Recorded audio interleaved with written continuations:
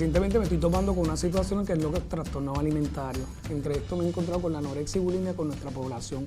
Me gustaría saber la reacción de ustedes, qué podemos hacer para poder trabajar este tipo de situación o de trastorno que podemos encontrar con nuestros jóvenes y darle herramientas a nuestras familias. ¿Qué podemos hacer? Fíjate que en la adolescencia, que es una etapa bien crítica en el proceso de desarrollo del ser humano, la opinión que tengan las demás personas alrededor de estos adolescentes es bien importante para el adolescente, ¿verdad?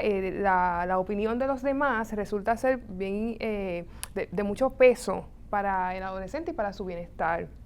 Y dentro de ese peso que se le ofrece a la crítica de los demás, muchas veces termina en un desorden de alimentación, como bien mencionas, para ganar muchas veces lo que es la aceptación, lo que es estar en moda, y entonces los adolescentes pueden recurrir a unas prácticas que son poco saludables. Podemos decir que esta problemática, esta situación se da mayormente en adolescentes. Fíjate que los trastornos de alimentación, que son diagnósticos de salud mental, aunque tienen unas conductas pues relacionadas a otras áreas, comienzan generalmente en la etapa de la adolescencia, la adultez temprana. La estadística nos dice que comienza en la adolescencia, nuevamente porque es una etapa crítica donde la opinión de los demás, donde la personalidad está, ¿verdad? Desarrollándose, y pues son bien vulnerables. Los adolescentes pueden ser bien vulnerables.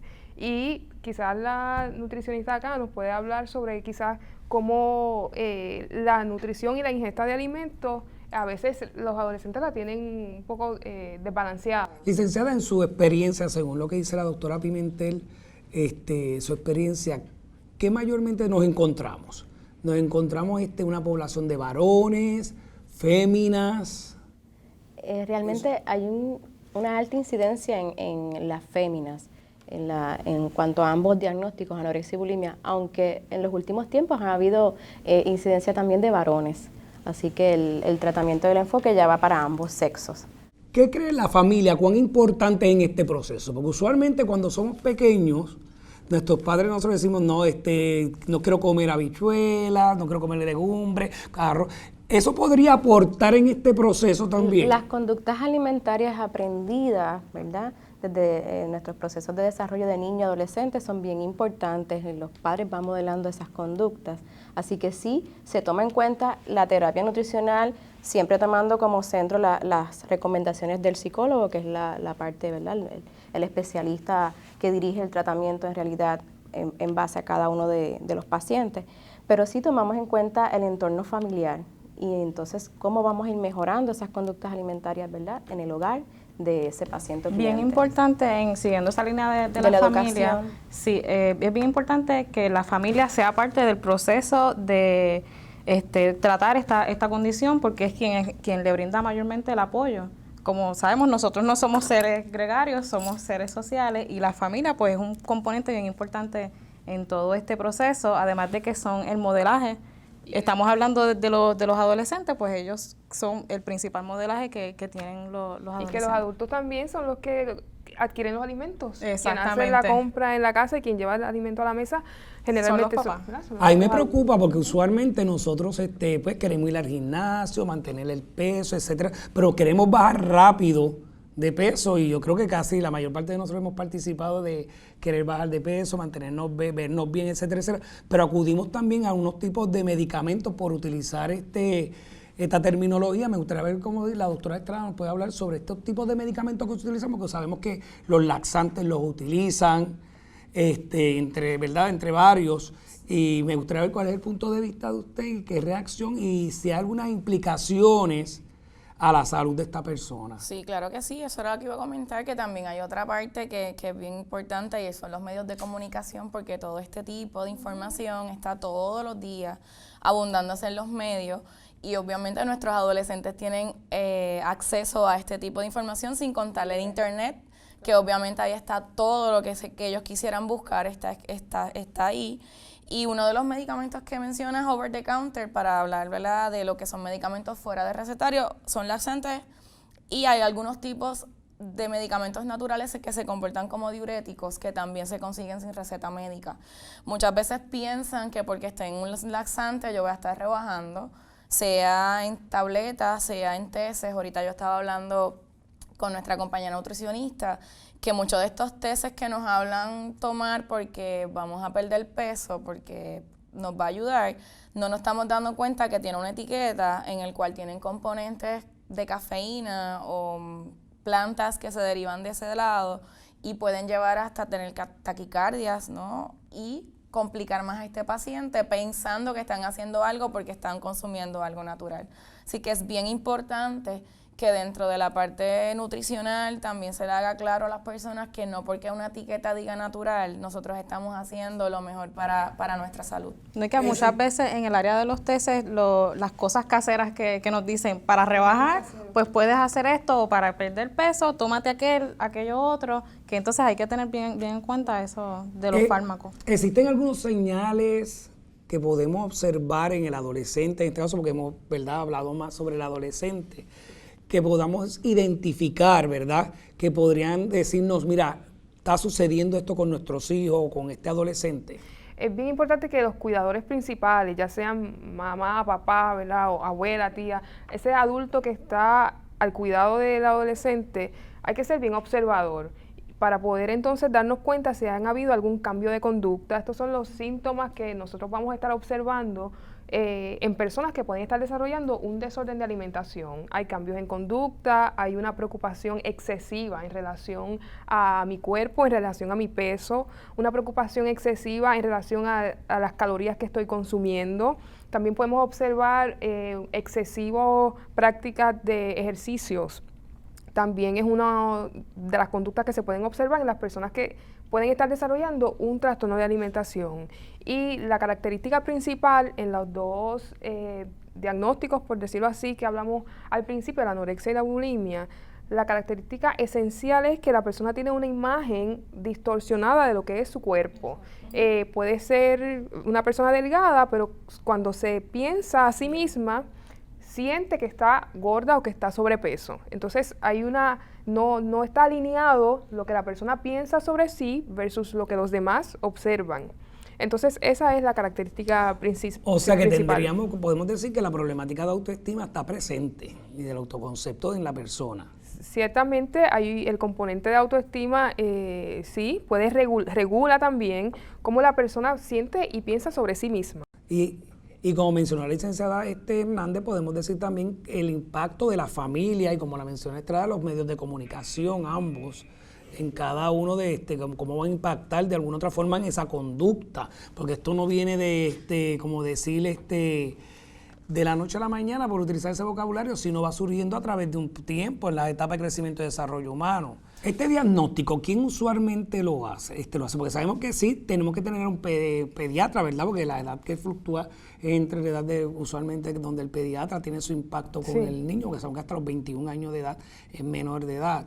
Este diagnóstico, ¿quién lo hace? ¿El pediatra o el psicólogo? Bueno, el diagnóstico de anorexia nerviosa o bulimia son diagnósticos de salud mental, que el profesional principal para establecer este diagnóstico debe ser un psicólogo o un psiquiatra, ¿verdad? Porque es un diagnóstico de salud mental. Sin embargo, el pediatra, el médico generalista, muchas veces son esa primera línea de contacto con el paciente. Muchas veces los adultos a quienes primero recurren es al pediatra. Y entonces el pediatra puede observar los síntomas que hablamos hace un rato, cambios de conducta, bajo peso, distorsión, y entonces se refieren al profesional de salud mental. Ok, ¿qué podemos decir para concluir? Que entonces sabemos que es una problemática de salud mental, que usualmente impacta a nuestra juventud, y más los medios de comunicación, cómo van a impactar dentro de esa conducta y cómo la importancia de la familia dentro de este tratamiento. Y de un equipo multidisciplinario, porque la conducta, aunque es un trastorno de salud mental, tiene un impacto en las otras áreas del ser humano.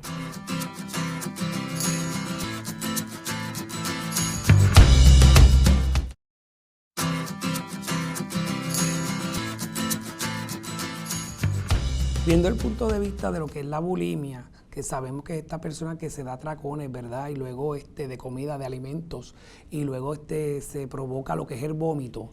Y sabiendo lo que es entonces la anorexia, que es esta persona que ve una alteración constante de su cuerpo, ¿verdad? De su imagen, que se ve ¿estas consecuencias en ambos serán diferentes? ¿Las consecuencias que pueden tener ambas son diferentes o pueden ser muy semejantes? Bueno, ambas conductas tienen similitudes. De nuevo, la anorexia, que es la persona que tiene ambas, anorexia y las personas que padecen de bulimia, los dos, tienen una percepción distorsionada de su imagen corporal. Ambos, esa es la característica esencial en ambos diagnósticos. Sin embargo, la persona con anorexia pues limita la ingesta de alimentos, ¿verdad? La persona que tiene bulimia, pues entonces tiene unos periodos donde tiene atracones de alimentos y entonces provoca la expulsión, ya sea por laxantes, medicamentos over the counter o sin ser recetados, exceso de ejercicio. Esa sería básicamente los criterios en ambos. Entonces, las consecuencias pues pueden ser similares también, al igual que los criterios tienen similitudes, las consecuencias también, porque impacta, como hablamos hace un momentito, diferentes áreas de la persona, el área social, laboral, académica. Viendo el punto de vista, como mencionó la doctora Pimentel, de los laxantes, ¿qué implicación tienen los laxantes en el cuerpo como tal? Bueno, y más a esta temprana edad. Realmente están desestabilizando el metabolismo y en adición a eso la flora intestinal la están acabando. Si fuera el caso de que fuera abuso, porque una sola vez que utilice el medicamento, pues quizás es una forma de limpiarse, pero de que todos los días y que varias veces al día lo sigan utilizando, van a estar desestabilizando el cuerpo, donde pues vaya a conllevar hasta problemas de absorción nutricionales, que entonces ahí entraría nuestra compañera de deshidratación, de ver cómo entonces ella podría combinarle o qué recomendaciones le daría para suplantar esas grasas, esas proteínas y esas partes nutricionales que el paciente puede perder. Sí, muchas veces nosotros evaluamos como nutricionistas el laboratorio que el paciente nos brinda. Y, por ejemplo, ver un potasio bajito nos puede dar un indicio de que está utilizando algún tipo de laxante diurético y entonces ese potasio esté bajito, tener entonces problemas cardíacos ese paciente. Ya cuando como nutricionistas tenemos un perfil y un referido de un paciente con estos síntomas y un diagnóstico así, tenemos que definitivamente mejorar su relación con la comida. Y más que enfocarnos en calorías, porque ya este tipo de paciente está muy preocupado por ese número de calorías que consume y lo ve como dañino para su imagen, vamos a enfocarnos en cómo vamos a relacionar esa comida y lo ve a cada grupo de alimentos, me va a hacer una persona saludable y no me hace daño. La alimentación va a ser algo vital en mi vida para yo poder ser una persona funcional. Y como un ejemplo de esto, ¿cómo yo podría usar? Se dice por ahí, yo no como arroz porque el arroz engorda. No como papa porque la papa engorda. No quiero comer ningún tipo de carbohidrato cuando sabemos que los carbohidratos nos hacen falta y nos dan energía, ¿verdad? Y a la misma vez sabemos que también nos va a ayudar en el proceso del aprendizaje, etcétera, etcétera. ¿Cómo podemos trabajar, verdad, desde el punto nutricional, este concepto del carbohidrato para que no me engorde o me engorda? Porque esa es la disyuntiva que tenemos. No quiero engordar, me veo gorda o me veo gordo, ¿verdad? O no me veo en el peso que yo quiero estar, para utilizar esa palabra. ¿Qué yo puedo hacer en el campo de la nutrición? ¿Cómo yo puedo venderle esto a mi paciente, a mi cliente? Es ayudarlo a modificar su conducta en relación con los alimentos. Utilizamos muchas herramientas como es el diario de alimentos. Le decimos al paciente o cliente que nos escriba por una semana qué es lo que él consume. Él nos va a traer esa información y lo vamos a discutir. No lo vamos a presionar, simplemente vamos a discutir por qué consume unos alimentos con más frecuencia y por qué omite otros. Y esa es la oportunidad de nosotros de explicarle por qué debe incluir cierto grupo de alimentos y cómo va a mejorar su salud, qué vitaminas provee, cuáles le proveen más energía, cuáles le desarrollan masa muscular. Y lo vamos a ir modificando ese pensamiento de uno negativo a uno positivo. Pero eso toma tiempo con el paciente, varias visitas para esa modificación de conducta poderla lograr. O sea que esto, como habíamos mencionado, esto es un trabajo multidisciplinario, donde usualmente lo que estoy viendo es que el concepto de lo que es el nutricionista y el psicólogo tienen una relación bien estrecha para trabajar con este paciente, pero pregunta que también le hago a ustedes es, ¿cuán consciente está este joven por lo que está pasando, por la condición que están pasando? Porque yo, para mí, provocarme el vómito fine, yo puedo comer, ingerir alimento y puedo procesarse parte y me provoco el vómito. Sin embargo, el otro que puede ser que esté utilizando algún laxante, utilizando algún medicamento, etcétera, para bajar de peso constantemente. Se miran en el espejo y constantemente está gordo, la ropa le queda grande o le queda muy apretada. ¿Qué podemos hacer con eso? ¿Cuán consciente está este joven por lo que está sucediendo? Muchas veces el nivel de conciencia pues es mínimo, precisamente por eso está enfrentando este desorden, ¿verdad? Porque para reconocer que tenemos un problema o que necesitamos ayuda, pues hay que trabajar con la negación. Y muchas veces la negación incide en estos adolescentes y a veces trasciende a la familia.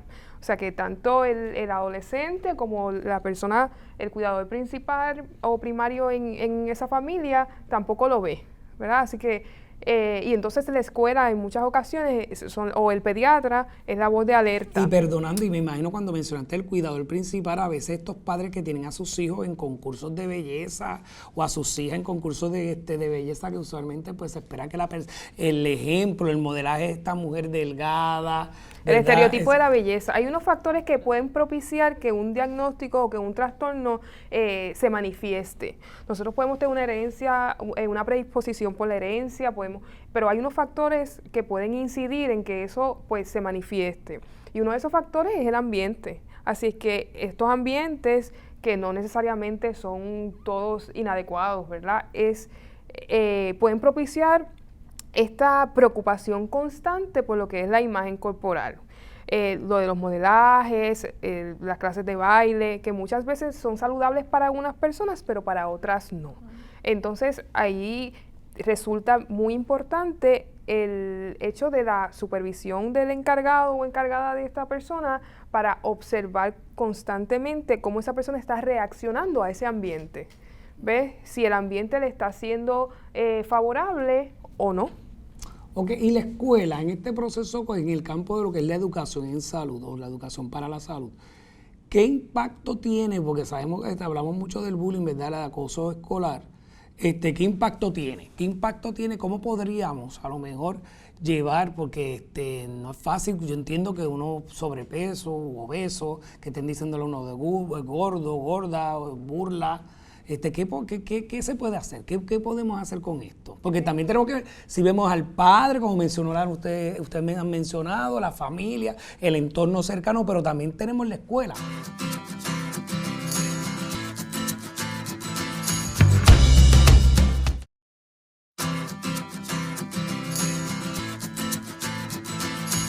En este proceso, pues, en el campo de lo que es la educación en salud o la educación para la salud, ¿qué impacto tiene? Porque sabemos que hablamos mucho del bullying, ¿verdad? El acoso escolar.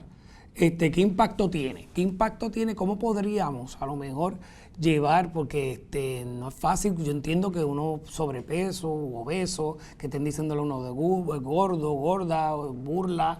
¿Qué se puede hacer? ¿Qué podemos hacer con esto? Porque también tenemos que ver, si vemos al padre, como mencionaron ustedes me han mencionado, la familia, el entorno cercano, pero también tenemos la escuela. En el ámbito escolar, pues es bien importante porque dentro de lo que es la escuela se pueden identificar esos signos o esos síntomas de primera instancia, porque es donde suelen los niños pasar la mayor parte del tiempo. También en el área de que deben de crear o deben haber proyectos educativos o programas que vayan dirigidos hacia el área de la alimentación saludable, trabajar el concepto de la autoestima, trabajarlo desde la infancia en la creación de esos esquemas de cómo yo soy, la importancia que yo tengo, que somos seres diferentes, que no todos vamos a ser iguales, trabajando un poco el área de lo que es el bullying. Y en la escuela el rol del maestro y la maestra es tan importante porque estos temas no hay que verlos como una isla aparte, se pueden trabajar temas académicos incluyendo estos otros temas emocionales. Exacto, sí, llevarlos a hacer más bien reflexionar sobre el asunto, crear hacer críticas constructivas. También importante que incluyan la evaluación de lo que son los mensajes publicitarios. Ese desarrollo del pensamiento crítico. Exacto, que los vean, que entiendan cuál es el propósito y la realidad que hay detrás de la publicidad, que no necesariamente es que yo tengo que ser así, es que ellos quieren venderme algo.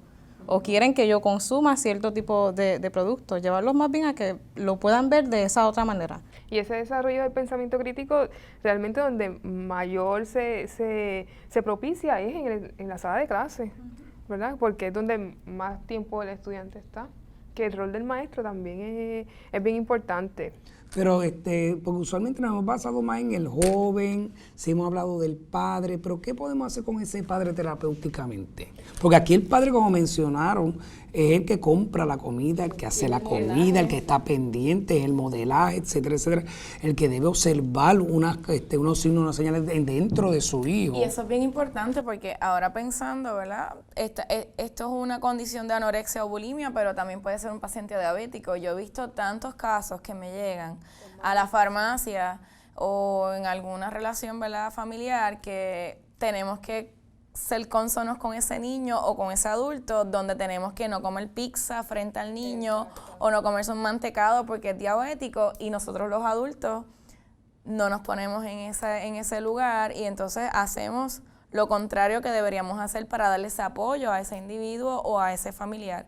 Y yo creo que en este caso particular, cuando hablamos de terapia, y ya, ¿verdad?, la psicóloga no puede hablar más, debemos hacerlo grupal y en familia, porque a veces se enfocan en la persona que tiene el problema, pero el entorno, que son los que están todos los días dando ese apoyo, son los que a veces también provocan, o al contrario, son los que ayudan más.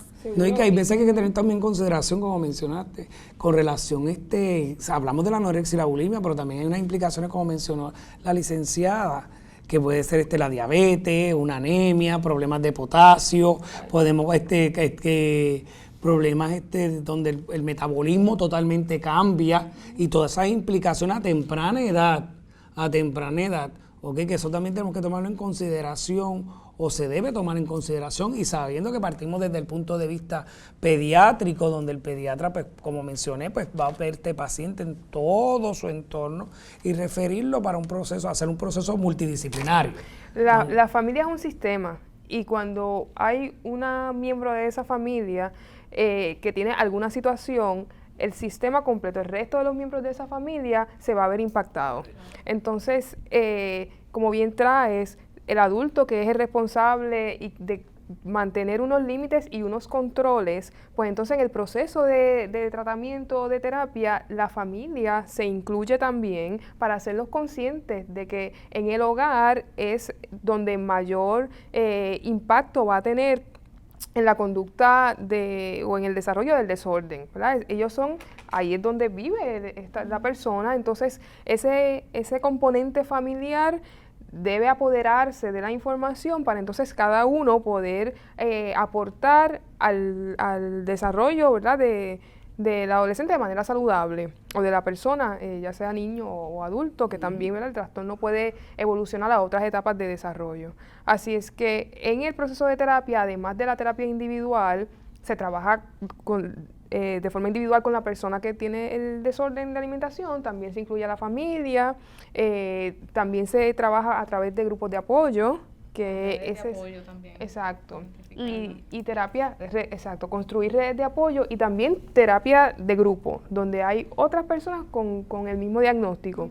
Y ese es el modelo que está basado en la evidencia, que dice que resulta favorable para estos casos. Pero da la pena decir que en Puerto Rico, ¿verdad?, lo voy a generalizar de mi parte, no se toma en consideración hacia el individuo, solamente lo que hace es vamos a referirlo al psicólogo, vamos a referirlo al psiquiatra, lo vamos a referir al nutricionista, lo vamos a referir a diferentes, donde ven al ser humano de una forma segmentada, no holísticamente, donde es cuerpo, alma, espíritu, la parte social, porque sabemos que también una de las partes problemáticas que no hemos tocado mucho es el aislamiento social de este joven o de esta joven, que también está dentro de esta situación. Sí, un desorden como este va a desencadenar muy probablemente otros desórdenes más. Exacto. Que pueden ser desorden de ansiedad, depresión, aislamiento. Y la depresión no puede llevar a un suicidio, seguro, hasta un homicidio, sí. Podemos hacer hasta un homicidio. El resultado puede ser fatal. Por lo tanto, es muy importante que estas conversaciones se den para apoderar, ¿verdad?, a las personas que nos observan sobre cuán alertas deben estar en relación a la conducta de nuestros menores. Y según la experiencia, estas personas, estos jóvenes, y me estoy basando más, ¿verdad?, por la cuestión estadística, que usualmente es una población joven, ¿se alimentaban bien anteriormente? ¿O sus estilos de alimentación o de nutrición eran diferentes? ¿Les gustaba a lo mejor comer su arroz, los fast food, etcétera, etcétera? ¿Qué es lo que podemos decir de si hay alguna evidencia dentro Cada de esto? caso es individual, ¿verdad? Y hay que hacer un historial del alimentario de ese paciente cliente tomando en cuenta su entorno familiar. Pero usualmente hay algún evento que detonante que ha hecho que haya unos cambios de conducta. Y usualmente pues ese evento puede, ¿verdad?, propiciar uno de estos diagnósticos. Y otra pregunta, ¿esto se puede dar también, esto solamente se podría dar, bueno, se podría dar en la persona que tiene problemas de sobrepeso u obesidad, o también se pueden dar en personas que tienen su porcentaje de masa corporal según los estándares establecidos, varones 24, niñas 23 de FIT vendiendo? Es importante señalar que estamos hablando de un diagnóstico de salud mental, ¿verdad?, donde hay un componente emocional. Y en el caso de los desórdenes de alimentación, la persona utiliza la comida como una manera para escapar, para manejar unos sentimientos, unas emociones que de otra forma no ha podido lidiar con ellas. Cuando la persona siente que tiene poco control sobre su alrededor, y entonces lo único que pueden controlar es la ingesta de alimentación o la limitación de ella.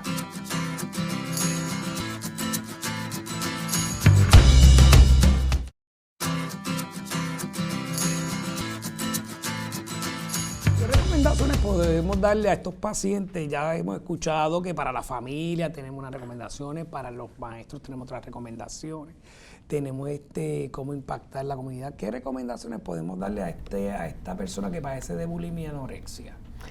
Es importante que la persona empiece a apreciar su cuerpo y lo que su cuerpo hace por sí mismo. ¿Y ese proceso es fácil?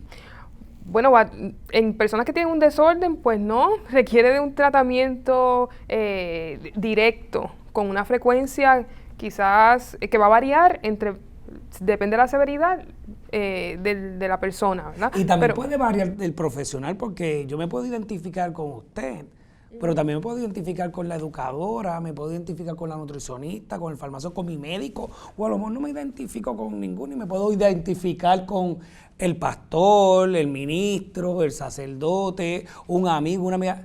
Cualquier persona que está alrededor de alguien que está presentando algún desorden puede ser ese primer contacto, esa mano que se extiende para ofrecer la ayuda, pero debe ser para dirigir la ayuda, para poderla canalizar, porque los expertos son los profesionales de salud, ¿verdad? Exacto, lo que se llaman esas redes de apoyo, que tanto el profesional de la salud debe identificar cuáles son esas redes para entonces trabajar con ellas y la persona que tiene la condición. Y que dentro de esta red, pues este amigo o esta persona nos va a servir de apoyo y hasta en el mismo tratamiento lo podemos utilizar. Y se puede incluir, seguro. Correcto. La persona puede incluirse muy probablemente en el proceso de tratamiento, pero es muy importante que se acuda al experto con el que la persona se sienta a gusto, ¿verdad? Pero que haya un profesional de la salud inmerso en el proceso de tratamiento. Eso es medular para poder seguir el curso de acción que mejor probado está, que favorece a las personas, ¿verdad?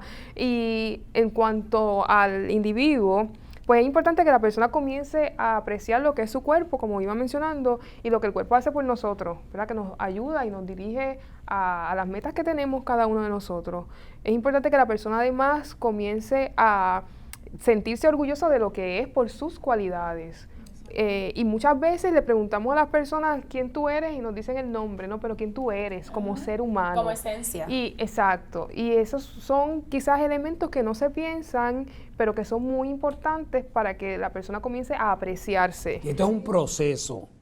Es Porque un proceso. Esto de la noche a la mañana no va a surgir. Es un proceso que requiere de tiempo y requiere además de redes de apoyo que se puedan trabajar en armonía para lograr el bienestar de la persona. También en esa se puede trabajar, identificar esas cualidades o aspectos positivos que yo tengo y hacer énfasis en ellos. Seguro. Para trabajar el área de lo que es la autoestima. Parte del tratamiento es ayudar a la persona a identificar esas cualidades, porque es muy probable y es bien frecuente que la persona no conoce cuáles son esas riquezas que tiene. Y entonces, que no las ve, que no las ha identificado, exacto. Rodearse de personas positivas, eso es fundamental para nosotros sentirnos bien. Hay que rodearse de personas positivas que nos ayuden que nos alienten a acercarnos a nuestros sueños, ¿verdad? Porque la negatividad nunca nos hace sentir bien. Y no nos deja crecer tampoco, la negatividad no deja crecer a nadie. Exacto, nos estanca, ¿verdad? Entonces, convertirse en un crítico de los mensajes que recibimos. Eso es algo que hay que fomentar, que hay que modelar y que hay que hacerlo un hábito. Esta información que yo recibo, ya sea por el acceso que tengo a internet o cualquier otro medio de comunicación, hay que comenzar a desarrollar el hábito de cuestionarnos si esa información realmente, exacto, es cierta, qué busca, cuál es la idea detrás de ese anuncio, qué mensajes me está llevando, ¿verdad? Sin decírmelo en palabras, comenzar a ayudar a la persona a desarrollar ese pensamiento crítico es muy importante. Y amarse tal cual uno es. Ahí siempre van a haber unas áreas que nosotros quizás quisiéramos trabajar, pero que la mayor parte de nuestro tiempo y de nuestro día no gire en torno a la imagen que tengo, ¿verdad? Que hayan otras cosas que sean más importantes en la vida de cada uno. Algo que también se pudiera trabajar dentro de las recomendaciones es, pues, y allá puede abundar un poquito más la nutricionista, hacer las comidas familiares, tratar de hacerlo partícipe todo el mundo del proceso, que no se quede solamente en el individuo, sino que lo podamos compartir aprovechar todos en la mesa. Se convierte un juego sano, ¿no? Para poder hacerlo de otra forma. Claro. Y que nos une como familia, el poder comer a la mesa. No hay que esperar esta gran cena afuera o esperar la graduación para o salir, las fechas especiales. O la boda.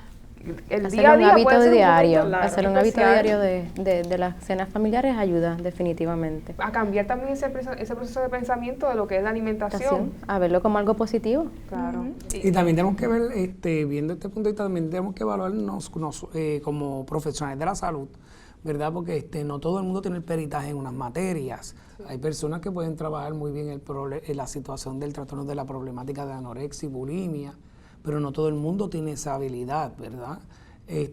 Yo creo que también tenemos que nosotros como profesionales también autoevaluarnos, que cuando se acerque un paciente o un cliente nuestro a nuestras oficinas podamos darle las alternativas, las herramientas, y si no, pues referirlo a otro compañero, a otra colega o que pueda trabajar con la situación. Seguro, y el paciente debe sentirse cómodo con su proveedor de salud. Es bien importante que si usted no se siente cómodo con este proveedor de salud, pues busca otro, siempre buscamos una segunda opinión, ¿verdad? Otra opinión, otra experiencia. Pero es bien importante que recordemos que la persona que tiene el desorden no lo reconoce. Hay un proceso de negación que se puede ver reflejado en que no me siento cómodo ni contigo, ni contigo, ni contigo. Entonces, quizás las personas que están alrededor, de nuevo, resultan un elemento fundamental para dirigirlo a, bueno, vamos a darle un tiempo a este profesional, a lo mejor después que lo veas más de una vez te sientes más cómodo, ¿ves? Para propiciar esa alianza entre el profesional y el paciente. Doctora, eso es bien importante porque, ¿verdad? Por cultura, vamos a decir así, a veces queremos estar brincando mucho de diferentes opiniones, que no es malo, pero siempre hay que darle ese espacio a ese profesional a que haga su trabajo en un tiempo determinado. Claro. Y eso se refleja hasta tan sencillo de mi área, ¿no? Farmacia. A veces queremos tener 5 o 6 farmacias, pero si usted tuviera un farmacéutico específico o una farmacia en específico, lleva un profile, lleva un perfil de ese paciente y le podemos ayudar más porque ya conocemos todo, incluso el que uno haya escogido ese profesional de la salud, y en este caso hablo de mi área, conocemos abuela, abuelo, tío, tía, hermano, hermana, y hay veces que nosotros identificamos unas cosas que si entramos a una confianza podemos ayudar entonces a toda la familia, porque posiblemente este paciente de anorexia o de bulimia había ido a mi farmacia a comprar varios medicamentos fuera del recetario y ya yo he visto algo extraño, que si tengo esta confianza con esta familia puedo acercarme entonces a decirle a mamá, verifícate esto, no sé si te has dado cuenta, pero esto se está reflejando porque ha venido aquí varias veces. Y yo creo que eso es bien importante como comunidad, que podamos entonces hacer unos lazos y que podamos ayudarnos de ambas partes. Yo creo que todos y todas somos responsables de nuestra niñez y de nuestra adolescencia. Todos y todas, los que estamos alrededor o que de alguna manera, por nuestro trabajo, por el escenario en el que estamos viendo una conducta que hay que levantar la voz de alerta, todos y todas somos responsables de así hacerlo, por el bienestar de ellos. Seguro que sí. Yo creo que podemos decir que entonces todos tenemos que estar pendientes a cualquier situación con nuestros hijos, que veamos que no están alimentándose bien, que están bajando de peso, una serie de señales siempre, no solamente en el peso, sino también tenemos que observarlo en su conducta como tal. Que por favor no le pongamos sellos a los alimentos. Correcto. Que todos los alimentos nos vamos a sellarlos de buenos y malos. Y desarrollar lo que yo conozco en el campo de la conducta, lo que es la inteligencia emocional. Porque yo creo que si desarrollamos inteligencia emocional donde este joven pueda tomar decisiones. Sentirse capaz. Sentirse capaz de saber decir no, de aceptarse como ser humano, etcétera, etcétera. Yo creo que nos podemos evitar todo este trastorno de lo que es la anorexia y la bulimia. Pues, invitamos que cada cual pues busque la ayuda, porque sabemos que puede desencadenar en la muerte, que es el suicidio. Eso es lo que no queremos. Queremos juventud saludable. Para concluir, como profesional, lo que queremos es una juventud de vida sana. Eso es lo que yo creo que debemos desarrollar en nuestra sociedad y más en nuestro país, para de alguna u otra forma cada uno aportar de acuerdo a nuestras experiencias y nuestros puntos de vista y el conocimiento. Yo creo que de esta forma crecemos y a la misma vez nuestro país también. Seguro. Vida sana.